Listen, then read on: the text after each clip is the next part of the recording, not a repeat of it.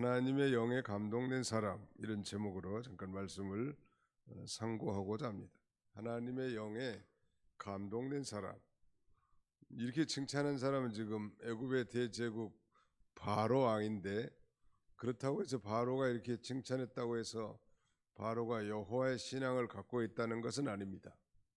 그런데 그 이방인에게서 어떻게 그 요셉을 향하여 요셉이 섬기는 그 여호와 하나님의 영에 아주 감동된 사람이라고 말할 수 있을까? 라는 사실을 통해서 오늘 이제 우리 모든 직분자들이 하나님의 영에 감동된 사람들이 다 됐으면 좋겠다, 그런 마음이 들어왔습니다. 어제 저녁에는 우리 광명 성산교회 장로 임직 예배가 있어서 제가 안수기도를 맡아서 다녀왔는데 아주 은혜로운 잔치였습니다. 나는 그 장로님들도 그 기도 가운데 이분들이 정말 하나님의 영에 감동되어 장로의 직분을 잘 감당했으면 좋겠다, 그런 마음이 들었고, 또 동시에 우리 교우들도 이렇게 하나님의 영에 감동되어 자신에게 맡겨진 그 직분과 사명을 잘 감당했으면 좋겠다. 왜 그런 생각이 들었을까요? 하나님의 영에 감동된 직분자라고 하면 어떤 하나님의 일을 할 때 자신의 그 실력이나 능력, 자신의 경험이나 체험을 의지하지 않고 하나님을 의지하고 하나님의 능력과 하나님의 지혜를 받아서 그 일을 감당하기 때문에 하나님이 기뻐하시고 또 그 일을 성취하게 하시기 때문입니다.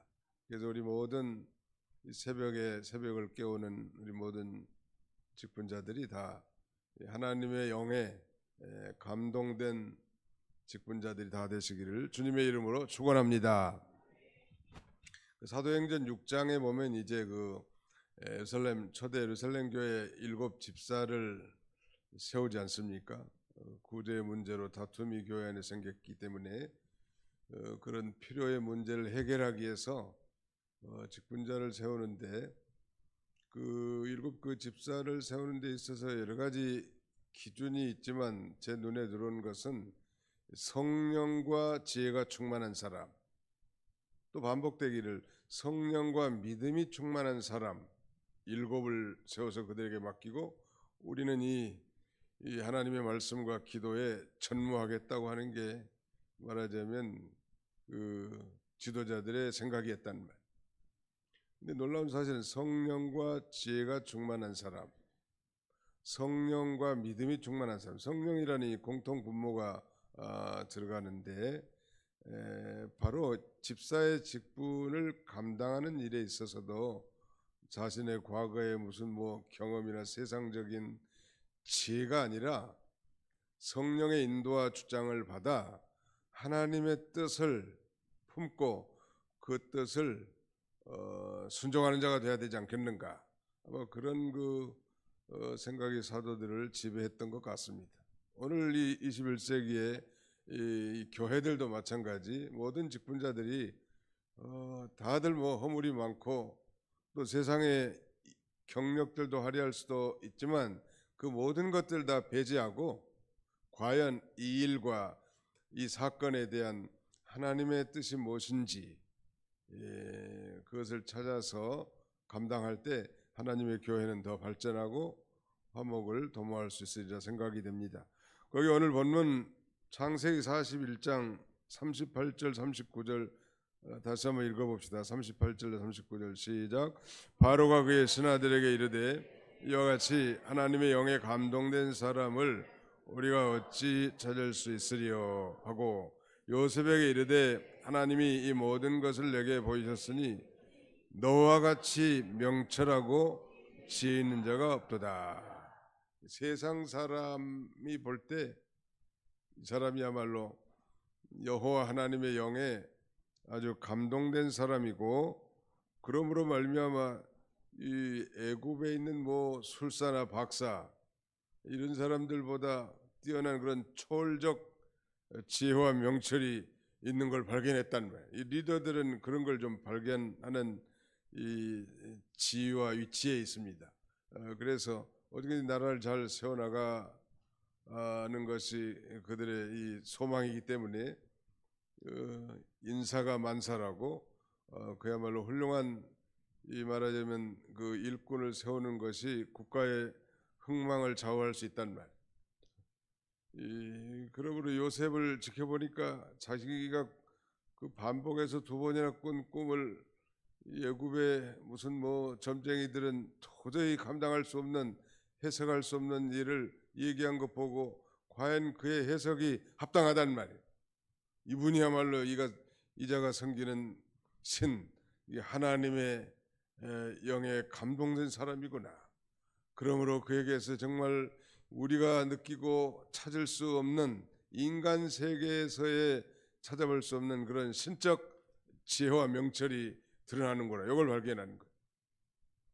아무튼 바로가 그랬고 우리 교회, 도봉교회도 이렇게 여호와 하나님의 신, 즉 성령의 이 감동된 사람들을 통하여 이 지혜와 명철을 가지고 자신의 지혜와 자신의 실력과 자신의 능력과 자신의 경험치가 아니라 하나님이 주신 지혜와 명철을 가지고 하나님의 일을 감당하면 얼마나 좋겠는가, 그런 생각이 들었고 또 그렇게 되기를 간절히 바라는 것입니다. 엘리야 선지자가 나이가 들어서 이제 하나님이 데려가실 때가 돼서 이제 이스라엘에 하나님의 뜻을 전할 후계자가 필요할 때에 엘리사를 세워서 구원운동을 계승하게 하지 않았습니까? 엘리사는 그 스승의 그 능력을 생각하면 자신이 한없이 부족하단 말이에요. 그래서 그 스승 엘리야가 무엇이든지 한 가지 구하라고 했을 때 엘리사가 구한 것은 이 선생님에게 감동된 하나님의 영의 고백, 폐를, 갑절을 저에게 주십시오, 주시기를 원합니다. 그랬단 말이에요. 그때 엘리야가 하는 말은 내가 어려운 일을 구하는도다 라고 말하면서, 그러나 내가 끝까지 나를 바라보면 이 일이 이루어질 것이다, 이렇게 응답합니다. 이 갑절, 스승에게 있는 하나님의 영, 하나님의 영에 감동된 스승의 그 영감의 갑절을 달라는, 이 두 배라는 것은 이 구약시대 이스라엘 백성들에게는 장자에게 분배된 할당, 몫이거든요. 이게 장자로서 하나님의 구원운동에 힘있게 쓰임받고 충성할 수 있도록 그걸 구하는 거예요. 다른 거 구하지 않았습니다. 왜? 그것이 가장 중요한 거니까요.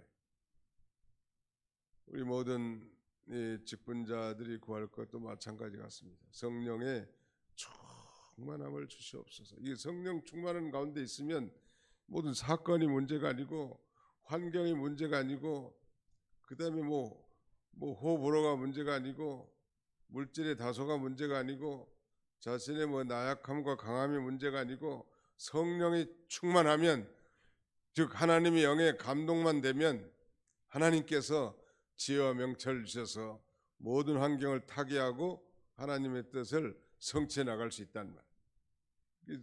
스승의 영감에 폐를 달라는 거예요.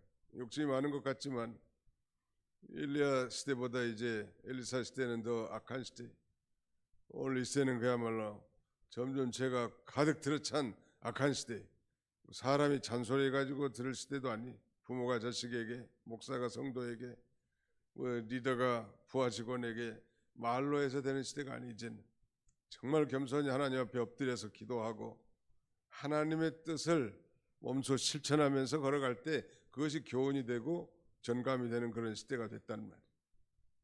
그런 면에서 갑절의 영감은 중요합니다. 저 여호와 하나님의 영에 이 감동된 그 영감의 배를 달라는 거예요. 그것은 바로 성령으로 부어진, 말하자면 어떤 상태가 배나 달라는 게 말하죠. 성령으로 말미암아 부어진 기운이 부어진 그런 상태, 즉 성령 충만한 상태가 되기를 원하는 거예요. 항상. 그러면 이 보통 자녀들은 부모를 육신의 부모로만 생각을 하고 부모도 자식을 그렇게 생각을 하고 또 사회 단체에서도 그렇게 육신적으로만 생각하지만 성령으로 가득 부어진 상태가 되면 부모는 더 이상 육신의 부모를 초월한 하나님의 리더, 하나님의 심부름꾼인 지도자로서 말을 하게 되고 그 반대로 자녀들도 마찬가지 그렇게 역지사지하면서 생각을 하기 때문에 좋은 가정이 되지 않겠습니까? 그러면 이 갑절의 영감, 여호와 하나님의 이 영으로 이 감동된 상태가 되기를 원하는데 누구든지 어떻게 하면 그게 가능할까요? 첫째는 철저하게 회개해야 합니다. 철저하게 하나님 앞에 내가 이렇게 살면 안 되지. 예수 믿을 때나 믿기 전이나 말이나 행동이나 삶이나 생각이나 이래서라 되겠는가? 내가 이제 하나님의 사람이 되었으니 하나님의 영에 감동된 삶을 살아야 되겠다.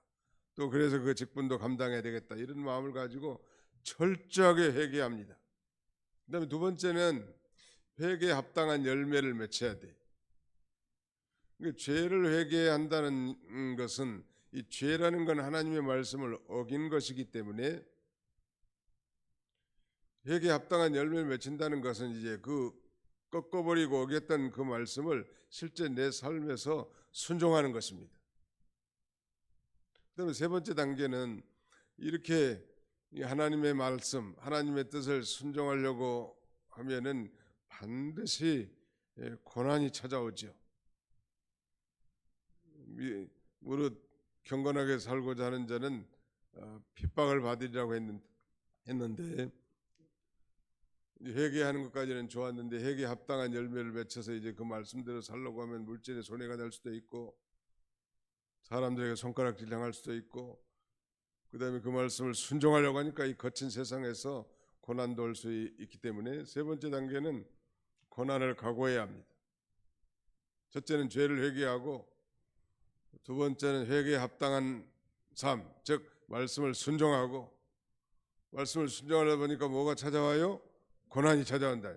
고난을 각오하고 나가는 거예요. 이 믿음의 길은 고난의 길이요. 뭐 침대차 타고 가는 게 아니라 3등 열차 타고 가는 거예요. 불어 그렇게 가는 겁니다. 풍부에 우리가 처했다 할지라도. 그 다음에 네 번째 단계는 이렇게 고난이 찾아오니까 감당하기가 어려워. 그래서 하나님 앞에 지속적인 기도가 필요합니다. 여러분들은 새벽에 나오셔서 이렇게 지속적으로 기도하는 것이 바로 그런 이유여야 돼요. 그저 뭐 세상 문제, 육신의 문제 보이는 것만 구한다면 절간에서 기도한 사람이나 무당에게 비는 사람이나 뭐 다를 게 뭐가 있어요? 그렇잖아요. 우리는 성령 받은 하나님의 자녀들인데 하나님의 영, 예수의 영, 성령으로 감동된 인생을 살게 해 주옵소서. 그래서 내 언어가 육신의 말이 아니라 이제 이 하나님의 영에 감동된 하나님의 메시지가 되게 해주시고 나를 만난 사람이 나를 통해서 변화가 되고 새로워지게 해 주옵소서. 그렇게 기도하고 또 교회 안에서도 그렇게 직분을 감당한다면 하나님 앞에 얼마나 쓰임 받겠는. 요셉은 이제 바로의 2인자가 됩니다. 바로는 그의 손가락에서 인장 반지를 빼서 요셉에게 끼워주는 거예요. 그 대제국 애굽의 모든 국사를 그에게 맡겨서 그 일을 감당하게 하는 겁니다.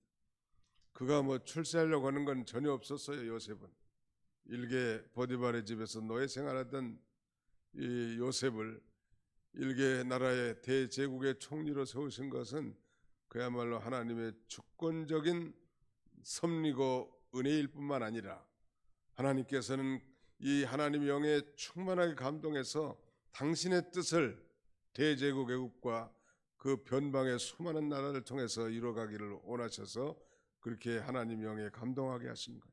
우리 하나님의 감동해서 뭐 세상에서 돈 잘 벌고 잘 살게 하는 게 아니고 나를 향한 하나님의 그 위대한 구원 계획과 뜻을 성취해 나가도록 그렇게 우리가 기도해야 되겠고 그런 충만함을 받아서 직분도 감당하고 가정도 꾸려나가고 우리의 인생길도 개척해 나가는 그런 복된 성도들이 다 되시기를 주님의 이름으로 축원합니다.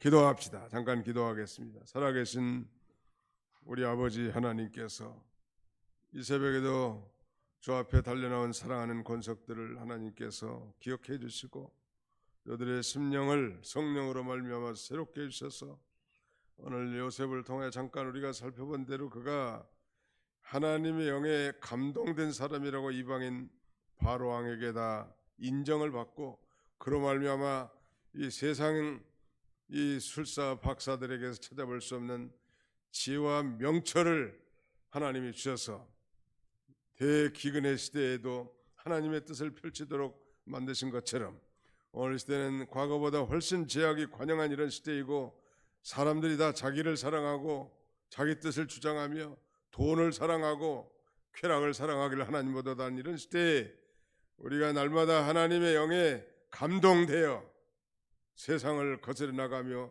하나님의 뜻을 준행하며 우리에게 맡겨진 모든 직분을 기쁨과 감사함으로 지혜와 명철로 잘 감당해 나가는 우리 모두가 다 되게 주시옵소서. 그럼 우리 도봉교회가 주님 재림하실 그날까지 생명을 구원하는 죽은 자를 살려내는 영적 구령운동을 힘있게 잘 감당할 수 있도록 우리 하나님께서 축복해 주옵소서. 이 일에 귀하게 쓰임받는 모든 자들에게 하나님이 다 필요한 것들 공급해 주시고 넘치는 것으로 하나님을 섬기기에 부족함 없도록 우리 하나님께서 은총을 나려 주시옵소서. 오늘도 여러 가지 기도 제목과 소원을 가지고 주 앞에 나온 모든 권속들에게 하늘의 지혜와 명철로 충만하게 하셔서 간구할 때마다 하나님의 풍성한 응답이 있도록 하나님이 역사해 주시옵소서. 예수님의 이름으로 기도하옵나이다. 아멘.